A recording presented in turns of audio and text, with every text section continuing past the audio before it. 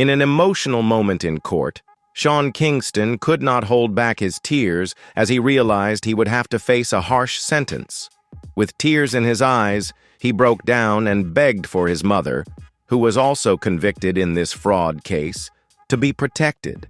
But will his tears be enough to change the course of this controversial case?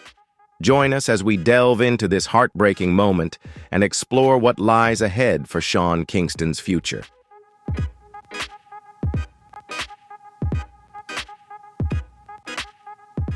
This is an emotional story about Sean Kingston and the tears he shed in court. What do you think about his reaction to the sentence? Do you believe those tears could change anything? Let us know your thoughts in the comments.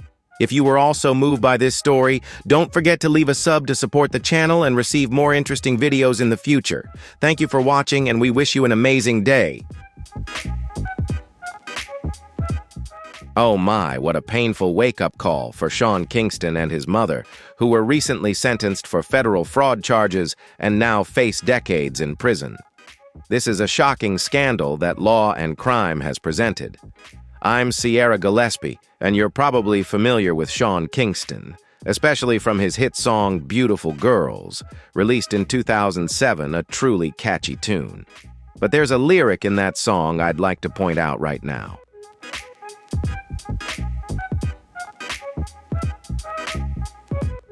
In the second verse, he sings a line that I won't repeat, but to quote, "When I walked away because of my first crime." Surely it sounds better coming from a singer than an actor in a dramatic scene. But I just want to emphasize that art sometimes mirrors real life. And in this case, Sean Kingston's life is beginning to resemble those very lyrics. He will be heading to prison alongside his mother, as they were both convicted on 5 counts of federal fraud.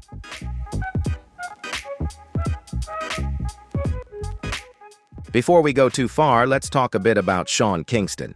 He's now 35 years old, and his real name is Keshan Anderson. His mother, Janice Turner, is 62.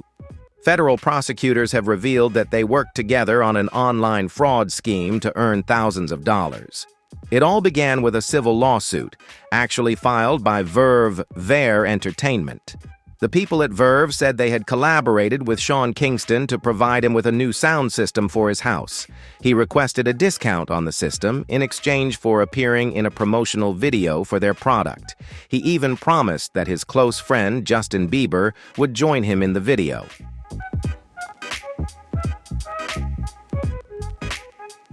Verve agreed and provided the discounted products to Sean Kingston. However, the problem began when they didn't receive any of the promised promotional videos, despite the assurance that both Justin Bieber and Sean Kingston would be involved. Furthermore, they also never received any payment for the products they had supplied. As a result, Verve decided to sue Sean Kingston for failing to uphold the agreement.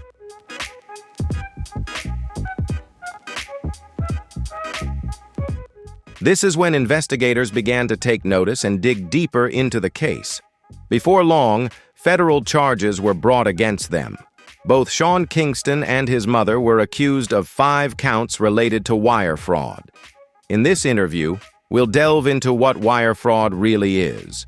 But generally speaking, prosecutors stated that Sean Kingston and his mother used money from fraudulent transactions to purchase expensive cars, jewelry, and various other luxury items that they never paid for.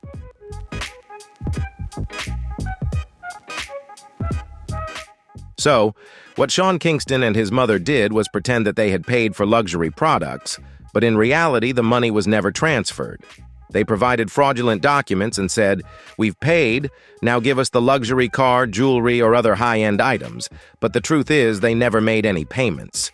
All these actions took place last year, in 2024. In May of that year, almost a year ago, I had a conversation with Sean Kingston's lawyer. You can watch the interview here.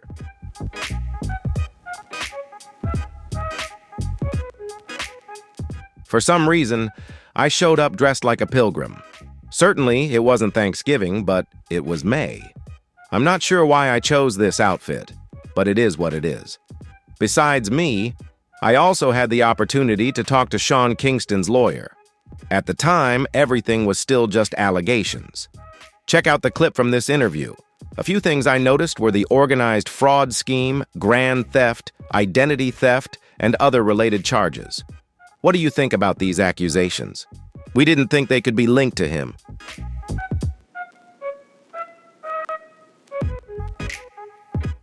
Although the allegations still stand, both Kingston mother and son have appeared in court and been convicted.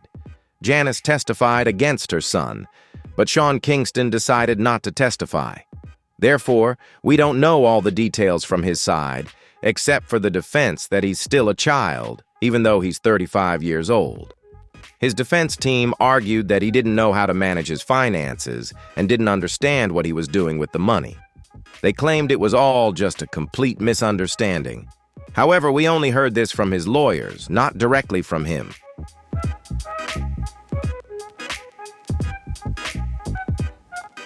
In the end, both mother and son were convicted. According to local reports, when the sentence was read, Sean Kingston could not hold back his tears. And when his mother was taken away, he screamed, "Protect my mom!" Interestingly, Janice, his mother, also had a similar criminal history. In 2006, she pleaded guilty to bank fraud and loan fraud. She was sentenced to 16 months in prison but was released in March 2007, just in time for her son's hit song, Beautiful Girls, to be released on May 26th of that year. After being released from prison, Sean Kingston's song, Beautiful Girls, was released, and they lived their lives at the peak of success with the song for many years to follow.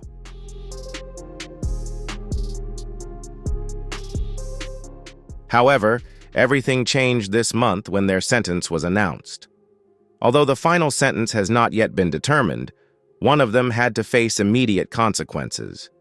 Janice, Sean's mother, was arrested and is now in jail. As for Sean Kingston, he has not been incarcerated yet. Instead, he is under house arrest with strict monitoring via a GPS device. It's safe to say that he is being watched both by authorities and through this device. He also posted a bail of $500,000 for a relative's house and an additional $200,000 in cash.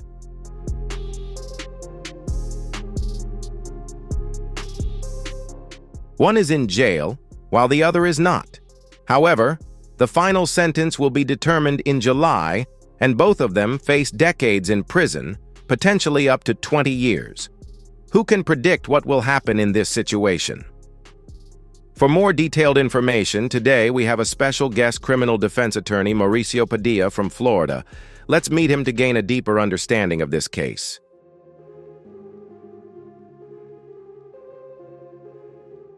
Let me introduce Attorney Padilla, who has joined us today to discuss the case of Sean Kingston and his mother.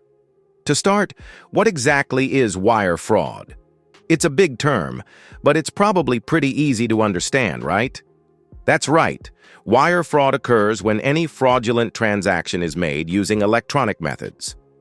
And what's important to note is that this information is always recorded, so it's very easy for authorities to trace the trail.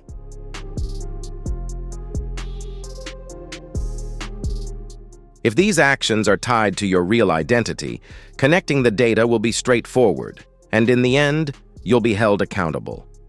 If you act under a fake identity, authorities will have to overcome some barriers, but in cases like Sean Kingston and his mother, it's just a matter of time.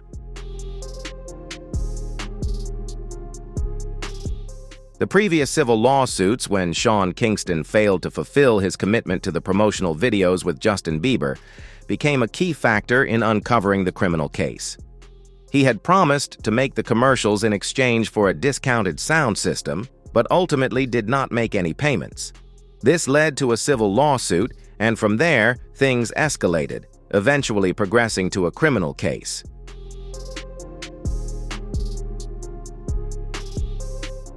This is also quite interesting, as we've seen similar cases like P. Diddy's, where civil lawsuits turned into criminal cases. So, do civil lawsuits sometimes serve as a stepping stone to bring the truth to light, leading to further investigations? Exactly.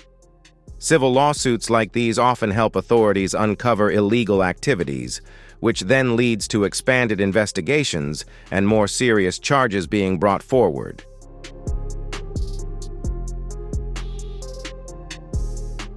So, let me explain. Whenever there's a civil lawsuit against you, there will always be a discovery phase. The lawyers on the other side will work extremely hard because when money is involved, that's when they really put in the effort. They're exploring, uncovering details, and holding on to important information to build evidence of your fraudulent activities. And at any point, they can provide that evidence to the FBI or other law enforcement agencies.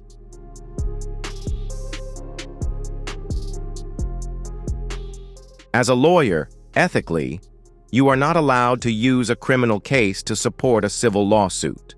However, this doesn't mean you can't share information with law enforcement if you believe a crime has occurred. You cannot use that information to threaten the other party, like saying, "If you don't pay me, I'll report you to the FBI." That would be extortion and is not allowed. However, you can provide the information, and often, that's exactly what happens in cases like this.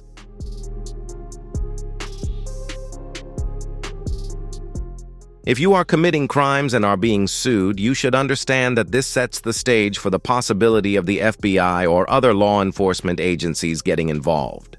The problem is that many of these people are so tight-fisted that instead of paying up and putting the issue to rest immediately, they continue to refuse to pay, even after being sued. They try to drag things out rather than resolve it from the start. These accusations are truly serious, as we're talking about fraudulent activities that could lead to lengthy prison sentences.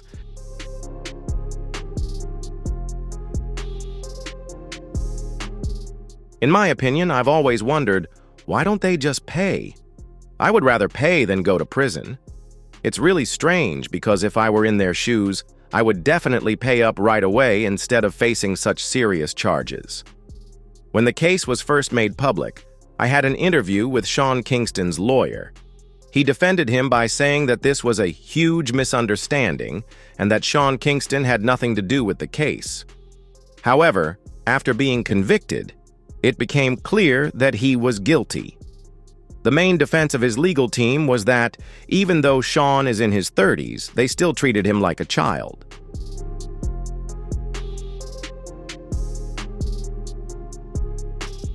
He didn't know how to manage his finances and didn't fully understand what he was doing. This is why they argued that he wasn't fully aware of his actions, even though he was a famous person. If you think Sean Kingston was aware of his mistakes, leave your thoughts in the comments. Do you think his defense is reasonable? We'd love to hear your opinions on this case. Don't forget to like this video and sub to support the channel if you want to follow more intriguing stories about crime and sentencing.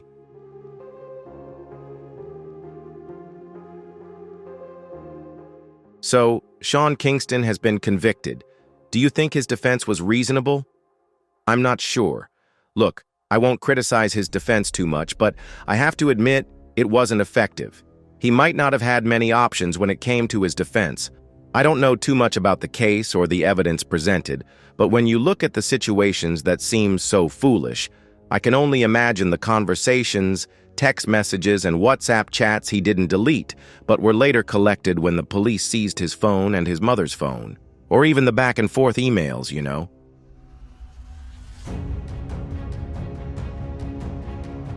From my experience, when you start digging deeper into things, everything becomes clearer and even more absurd.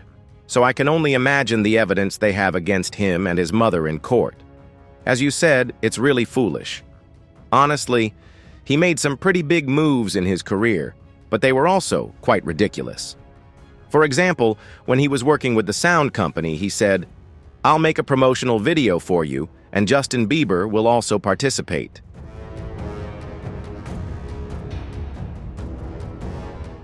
And I have to admit, while his song Beautiful Girls was quite popular around 2007, Sean Kingston is not Justin Bieber. From a business perspective, having Justin Bieber participate in a local commercial like that is truly hard to believe. It goes beyond being absurd. It's almost like an illusion. Anyone who understands the entertainment industry knows that, no, Bieber would never do that. He's Justin Bieber, a global superstar.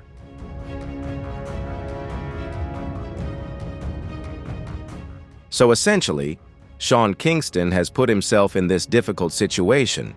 It's a serious matter. Judges will impose very strict penalties for these charges. In cases involving financial fraud, federal judges view it as a crime with victims, as money has been stolen and there's restitution involved. These types of cases are extremely serious. I've seen many people get arrested for charges like these, and it's uncertain whether Sean and his mother will receive any leniency.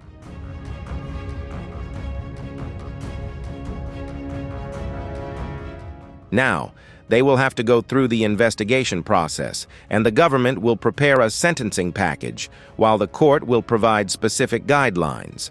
I understand that Sean's mother is currently in detention, while he is under house arrest with an electronic ankle monitor. This is a bad situation, but for someone like him, it seems he has placed himself in this position. And we also need to mention his mother, as she is clearly deeply involved in this case.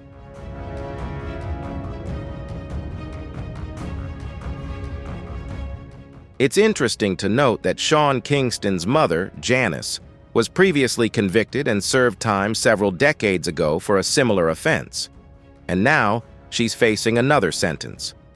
I wonder if this will affect her sentencing, especially considering she was convicted of a similar crime in the past. The fact that she hasn't changed her lifestyle or hasn't been rehabilitated in some way could be a factor influencing the court's decision. Do you think this could affect her sentence?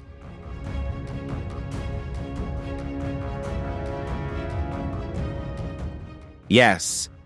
I think this is exactly how the prosecution will argue when they present their request for sentencing. They will say that Janice hasn't learned her lesson from her previous conviction and that this is a case of recidivism.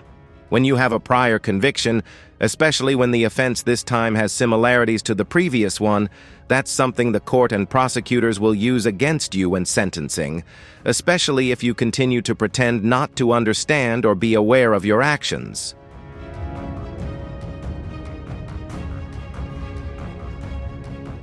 The government and judges will perceive you as someone who is not remorseful if you continue to pretend that you don't understand why you're here.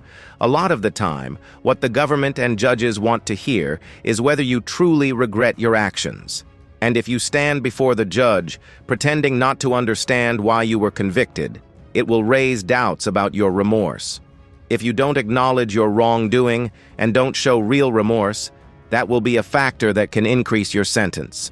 This is something the court will consider when making its decision.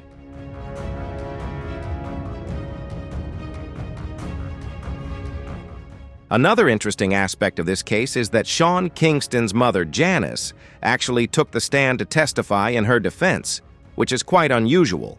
Sean Kingston, on the other hand, did not testify.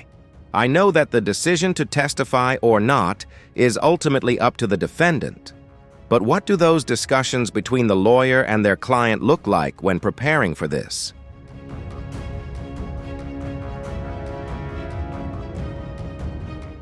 Well, to be honest, I believe that most of your clients shouldn't testify in cases like this. After 22 years in the profession, I can count on one hand the number of clients I believe should have testified. In a case like this, I would definitely advise against it because once you step onto the witness stand, you'll face cross-examination.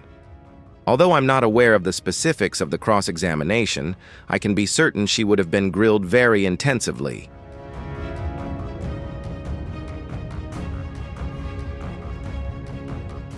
I understand what you're saying, and honestly, there's no real way to explain this. According to the general rule I believe in, no one should testify in their own defense, except in very special circumstances. For example, if you're facing serious charges like sexual offenses, child abuse, or animal cruelty, cases where the jury might feel that if you don't testify to declare your innocence, they'll be more likely to convict you.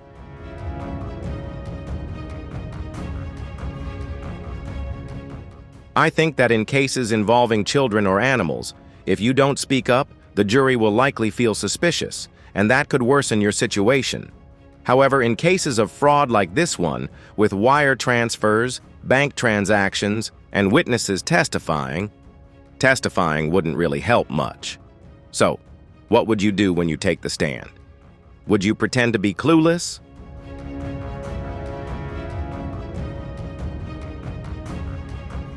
If you do that, you would have to face a skilled prosecutor who wouldn't hesitate to cross-examine you and make you confront things that are hard to justify. So testifying in this case is really risky. And clearly testifying didn't work for Sean Kingston's mother. Not only did it not help, but she was immediately taken to jail without receiving the leniency her son got, who is only under house arrest with an ankle monitor.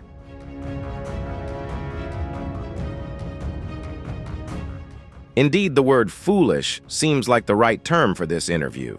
It keeps coming up. I've seen enough criminal cases to know that I wouldn't want to testify in a situation like this. When I saw her testify, I thought, oh, that's not the choice I would have made. And sure enough, she was taken to jail immediately.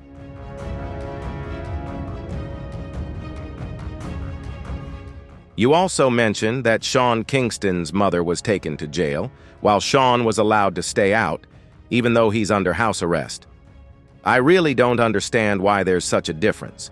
I mean, we've talked about her criminal history. This is an important factor. She has a prior conviction for the same type of crime. This could be the reason she was immediately detained, while Sean was allowed to stay out.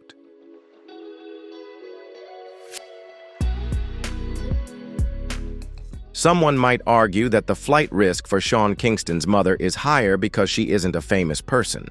While Sean Kingston isn't the most famous celebrity, he still has a certain level of fame. Wherever he goes, people will recognize him immediately. If he were to flee, it would be easy for people to spot him and report him. However, his mother is different.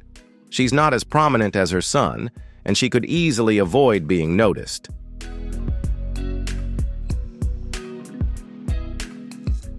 I'm also sure they have connections in Jamaica, where they could easily escape if they wanted to. It's possible the judge considered all of these factors when making the decision. If the judge allowed Sean Kingston to let his mother be released and she were to fly to Jamaica, that would be a huge mistake he would have to explain. People would begin to question why the judge made such a decision, and it would be an embarrassment for Sean to explain his actions.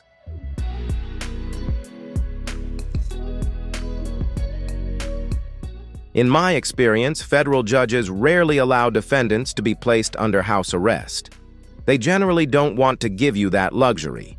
They just want things to be resolved quickly and not drawn out. I've heard judges tell defendants, "Why not get it over with?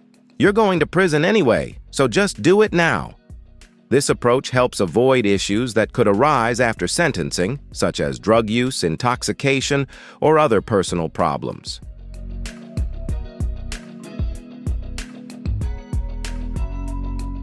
These issues can complicate the defendant's case, and judges don't want to have to explain themselves further down the line. So, I was actually a bit surprised when the judge allowed Sean Kingston to continue living at home under house arrest. I understand that he has to wear an ankle monitor, but I still thought he would have been sent to jail while waiting for sentencing. This decision is quite interesting and not what I would expect from a federal judge in cases like this.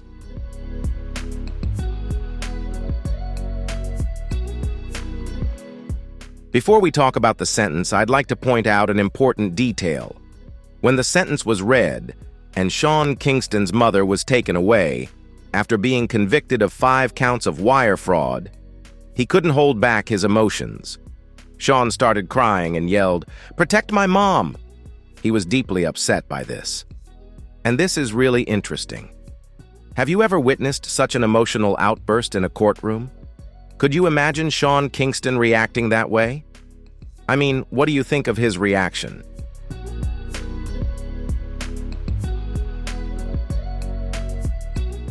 Listen, I've seen a lot of emotional outbursts in courtrooms, the kind of reactions you can imagine. And what you're describing about Sean Kingston, I think it's just his way of expressing his love for his mother. After all, he wants everyone to know how much he cares about her. However, I don't think that outburst will influence the judge's decision in any way. And I'm sure his lawyer isn't happy about it because you never want your client to show that kind of anger. It doesn't help your case at all.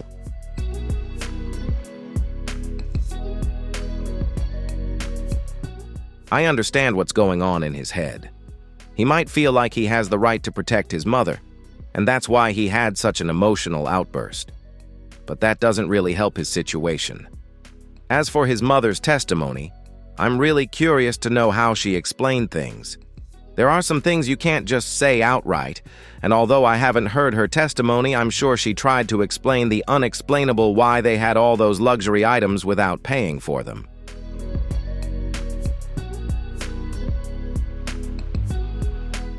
One report states that the maximum sentence they could face is 20 years, while another report mentions that each charge could result in 20 years, meaning 5 charges in total. What do you think the overall sentence for both of them will be?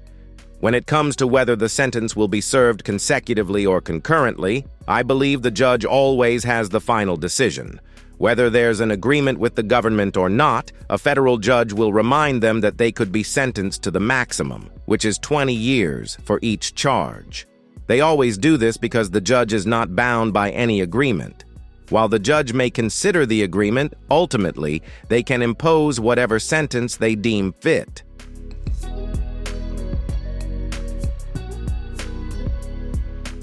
Even though they could be sentenced to 20 years for each charge, I don't think that's realistic.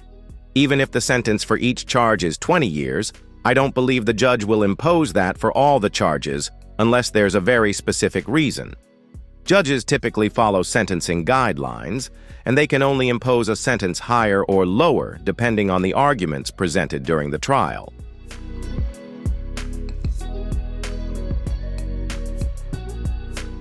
Even if the judges decide to impose a sentence beyond the guidelines, an appeal could occur if they don't provide a reasonable explanation for the increased sentence. When you have clients, you always have to explain to them the maximum sentence they could face. However, it's important to help them understand that while the maximum sentence could be 20 years for each charge, the reality is that they are likely to be sentenced at a lower level within the range the judges can apply.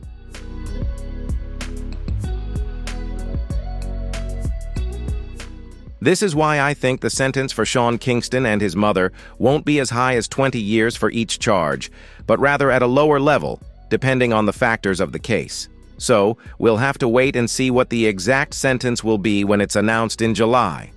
Certainly there will be more factors coming to light by then, and we'll keep track of the final outcome. Mauricio, thank you so much for coming and sharing your insights on this case and the sentencing.